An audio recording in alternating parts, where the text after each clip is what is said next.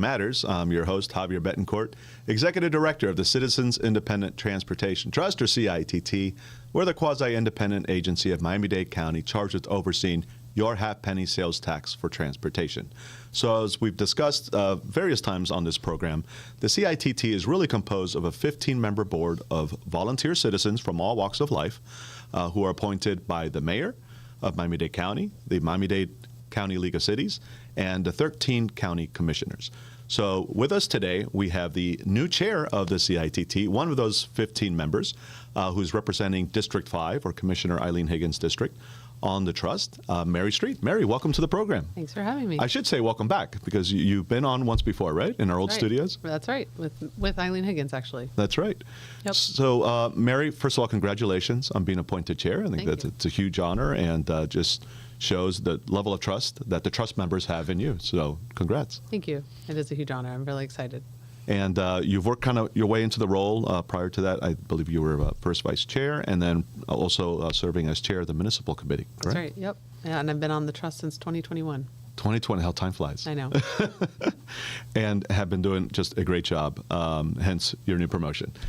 So let's talk a little bit about you first, so that the viewers can get to know your background. So what do you do for a living, and how did you, what was your pipeline into the CITT? What was your interest, and what led you here? Okay, that's two questions. We'll start with the background. So the first one is I'm an attorney. Mm-hmm. I used to work at a law firm called Foley & Mansfield here in Miami. I recently, earlier this year, switched to a different firm, Wicker Smith. I primarily practice medical malpractice defense and civil appeals. You would not think that that would lead to me on the CITT, and in fact, it probably doesn't. But what really happened was, I've lived for schooling over the years. I lived in Ithaca, New York. I've lived in Ann Arbor, Michigan. I've lived after law school, I went to Vienna, Austria for a few months. So shout out to Cornell and University of Michigan, right? Yes, yeah. There are other Great schools pedigree. in both places, but yes, those are mine. And then I lived in Washington, D.C. before Miami.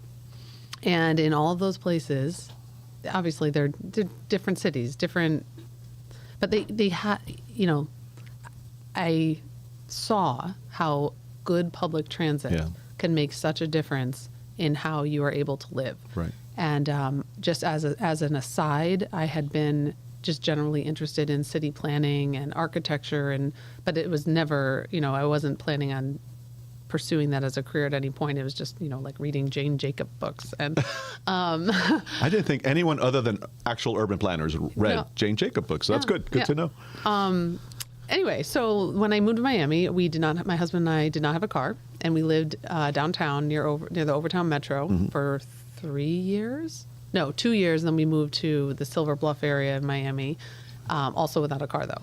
And it was very clear that Miami needs more transit. Yeah. And I remember thinking, after being in DC, which obviously has a more robust system, connected system, they also had bike share. And I remember thinking, like, wow, Miami has so many things that could make this city great in terms of transit. And it was almost like, it felt like Miami was like a teenager. Like it's like has a lot of potential, but you're not sure which direction it's going to go in. Yeah. And when we moved to the Silver Bluff area, a lot of our neighbors were upset about traffic. And I remember thinking, like, well, one way that you can alleviate some traffic is if you have more or better transit. Right. So give people options. Not everybody's going to use transit, of course. Not everybody can use transit, but many people will. Who can right. will if it's there. If but it has build to it, be they there. will come. Exactly. It has to be there, though. And so anyway, I had around all that same time, Eileen Higgins was elected, and she became the head of the TPO, and obviously transit has been a big focus of her career as county commissioner, and I was following her. She was my commissioner. Yeah. And I remember I was watching some live stream of, I think it was a TPO meeting, and she mentioned the CITT or some project that the CITT was funding, and from there I looked it up, realized what it was, saw that this is an opportunity, it's a volunteer opportunity, like you said, where I could potentially make a difference, and sort of just use my side interest for good. And it's a community service. So I applied, and I don't know how many people she was choosing from, but she She chose you? okayed me. Yeah, And so chose I've been well. there since thank you. I've been there since 2021, and I've really enjoyed it. So you sell yourself short because you read Jane Jacobs, you watch TPO live streams, and now you serve on the CITT. So I'm making you an honorary urban planner. Okay, thanks. You're officially designated. You have a degree in that. I don't have you? that power. I do. I Oh, do. so you can totally just by osmosis. I have a hand it magic to me. wand. There you go. Or the gap, you get the gap. Hopefully the folks on American Planning Association aren't watching. 'Cause they might disagree with that. We'll see what extra credit I need. Yeah. So leading into your now chairmanship, you chaired the municipal program committee. So talk about the municipal program a little bit. For those who don't know, the cities get a little over 20% of the funds. So we're collecting about $500 million a year right now. So 20% of that, this is a significant amount. If my math is correct, that's nearly $100 million. And that gets distributed to each of the cities on a population basis. So what do they do with those funds? And what did your committee do with the cities? Yeah, so that was something else I didn't realize until I was on the CITT, how much of the CITT county money gets distributed to the cities. And I also didn't realize, even though it has the symbol on it, and maybe it wasn't there back then in 2021, but the half penny sign on the trolleys, for example, in the city of Miami or in the Gables, it's funded through the CITT money. Right. So what I did as chair of the municipal committee, obviously, as you know, since you participated in all these meetings, is we decided that we wanted to have each municipality present to the committee and tell us, updates. What are you doing with the money? What do you want to do with the money? What struggles or challenges are you having and facing? And then also we made it open for anybody to attend so that, the municipalities could learn from one another. Right. And we tried to group it where we had 3 municipalities presenting at each committee meeting, and then we would choose one to present to the full trust. But we tried to pick the 3, Mariana and I and you also, we tried to pick the 3 that are sort of contiguous or had Right. similar potential issues or goals. And then it actually did foster, I thought, a good, pipeline of communication, both between the OCITT, the CITT, the municipalities themselves, and then each other. Because I felt like they were really able, there were some points where they were like, oh, that's how you made that happen. That's great. We're going to try to see if we can do that in our municipality. And I don't know if a lot of people realize we have 34 cities in this county. It's a lot. 33 of them are receiving our funds. There's one that chooses not to. They don't seemingly need it. But that was rather ambitious to do all that in the course of a year, and yet we managed to do it under your leadership. So thank you. And to your point, we learned a lot, and they learned a lot from each other. Yep. That's I thought great. it was certainly worthwhile. And that was good training ground for now your new role as chair. Yes. So this will be your first meeting coming up next Wednesday Yep. at 5 p.m. Be there or tune in. See There are if I apparently remember people who the watch rules. these webcasts, so it's There you good go. to know. Yeah, there's a Mary Street out there There's a watching. Mary Street out there. So what are your hopes as the incoming chair? What do you kind of, different chairs kind of focus on different things. Some are more bike ped oriented, some are more, transit, the big projects, supporting our existing operations. What is kind of your angle coming into this? What do you hope to achieve? So I felt like Robert was the former chair. Robert Wolfart was very into the transit-oriented development and the pushing the bigger projects and the smart plan specifically. And I actually am wholeheartedly also in line with those goals. So I feel like I'm going to be more of a continuation rather than a switch. I do obviously also think that bike ped is very important. I think that getting people in that first last mile from their house to the metro or the bus stop, of course it matters. And I fully support it. But I feel like the original intent of the CITT and of the tax, granted I wasn't here at the time, but from what I can gather, it seems that what the voters really wanted was the smart plan that wasn't called the smart plan then. Yeah. So I think that it's important to continue with that. And we have, we've, in the time that I've been on the trust, there are things that have been done that aren't necessarily, that are big, they aren't like the tri-rail coming into downtown. Yep. And I understand that the Brightline station in Aventura and Boca, and it just, things are happening. And the South Dade BRT obviously coming up, opening.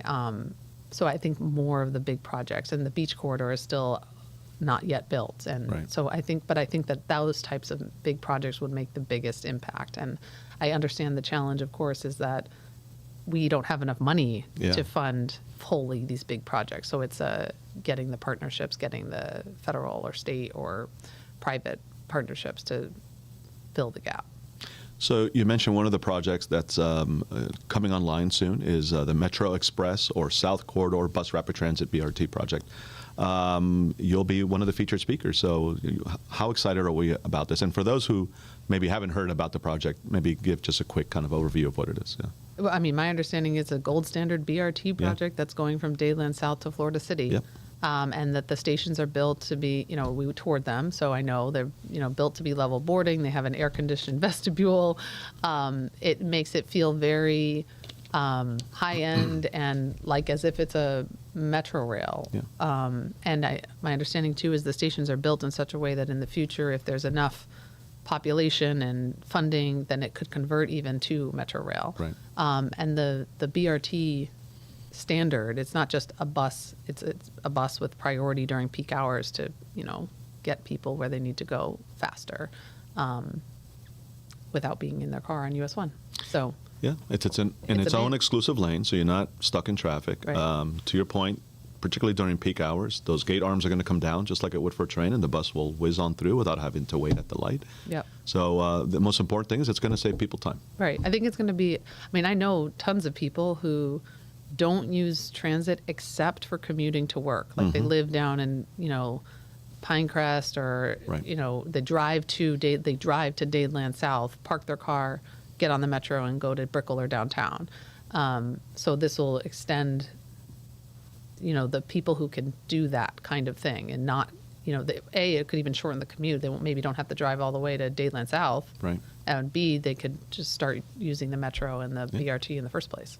Save time, and you could do work on the bus, Yes. or just watch YouTube, whatever you want to do. They have internet. They more have internet convenient. and Yeah. plugs and air conditioning, obviously. So, yeah, it's probably a much better for everyone's blood pressure to be in those than it is to be sitting Absolutely. in traffic. And for those who are sitting in traffic, this is taking additional people out of their cars Right. to ride that transit, which hopefully will free up the traffic flow as well. So it's a win-win. Right. So folks, give it a try. Honestly, we know it's a bus. It's not Metro Rail. A lot of people wanted rail, but it's going to behave very much like a train. So And give the bus it a is try. Huge. Yeah, they're articulated buses, lots of room, Yep. rooms for bikes on board. So it's really going to be a great experience. And we forgot to say they're electric, right? Yes. Yeah, and an all-electric fleet. Yeah. Fleet. It's So, amazing. yeah. Which I think is, I read somewhere it's the first in the United States like that? I think Or it's certainly the second? largest all-electric BRT system in the United States. Yeah. And it may be additional things to that, but yeah. So and they've been working great. Like you said, we tested them out. They're quiet. Yeah. They're comfortable. Yeah. So It was lovely. check it out, folks. So let's get away from the projects for a second and talk about the CITT itself. So I know one of the things we take great pride in is in informing and educating the public about what's happening with their halfpenny and with transit and transportation projects generally. So we've really placed an emphasis in community engagement. Any kind of hopes on what we might be able to either continue to do or do better or expand in that realm? Yeah, so while I've been on the trust, the ambassador program Yeah. was started, and we have a dedicated staff member now, Cheryl Mizell, right, running that and running community engagement in general, and Carla Damian as well. So I think expanding on that and getting more people to participate in it Right. is probably the most important. Because if there are more people participating, that necessarily means more people know what we're doing and why. Yeah. So it's sort of a self-fulfilling thing. And I like these too. I like these podcasts. Oh, thank you. I won't necessarily be able to join them all the time, but you should totally continue. You're going to be a regular now, Skip. Okay? Every other week. Pencil it in. Okay. I'm sure my job would love that. We could do it on the move. We'll do it there at your corporate headquarters. Yeah, there you go. So, I'm glad you mentioned Ambassador Program. So for those who don't know, we have this amazing, innovative program where we task our transit riders to be our eyes and ears on the system. So you apply to become an ambassador, which you can do on our website, miamidade.gov/CITT. And we're looking for people to represent every bus route, every station in the system, and even all the municipal systems, to your point earlier, the trolleys and the on-demand service. So you get access to an app. You submit your feedback on your daily observations as part of your ride. You get points for that feedback, and you can exchange those points for mobility rewards. Free Uber, free Lyft. We're working towards credits towards monthly transit passes. So really great program. Yeah. So please, if you're interested, apply. Let's see, what else is going on? Tell me about your family. if that's okay. Yeah, it's fine. So my husband, like I mentioned, his name is Matthew. We have 2 young girls. Yeah. We have a 3-year-old and a 1-year-old. One of whom has attended almost multiple CITT meetings. Yes. So let's see. Cecily, the older one, when she was younger, Yeah. she attended multiple CITT meetings because she was the type of baby that could just sleep Yeah, she on was me great. She anywhere. was great. So I was She like, did share her okay. input from time to time, but that's okay. That was when, so she did not suffer in silence. She was hungry. But the other one is not as good at sleeping on me Okay. wherever. And she's really strong and really wants to move. And so I only brought her to one. That one when we were in the small room and we weren't in the commission chamber. That's right. Yeah. She was okay. She was a trooper. But now there's no way either. I mean, I guess Cecily could come and sit in the audience maybe. Sure. But Beatrix would be running up and down the I love it. aisles. We have, a very long pipeline for membership at the CITT. They're being groomed There to you take go. over. There you go. Now, does having kids kind of change your perspective on, the future of Miami and the things we should be investing in, and especially as it relates, to transportation? Does it give you kind of a different perspective, or just emphasize what you already believed? I think it emphasized what I already believed, but it also made it very personal in terms of like, I always understood that obviously not everybody can use transit, but it is more challenging to do pretty much anything with 2 children in tow. But you have to. It emphasized that transit isn't for everybody, but it's about having the choice. So about the people that can use it, when they can use it, it's there. So, I do take them, but it's like I have to have like one strapped on me and one with my husband, or one in a stroller, or both in a double stroller. But that's where the level boarding is important. Yes, you can roll right the on. stroller. Absolutely. I would think also even just your sense of security and safety, is heightened. Yes.